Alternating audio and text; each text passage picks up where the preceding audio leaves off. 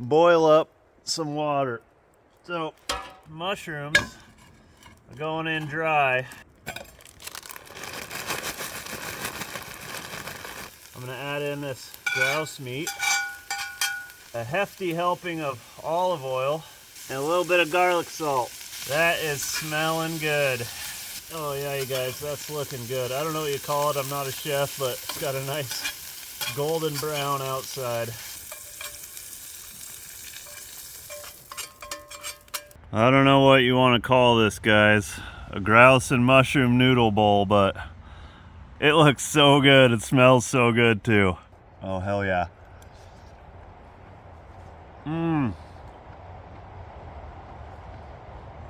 Not too shabby for a thrown together dinner.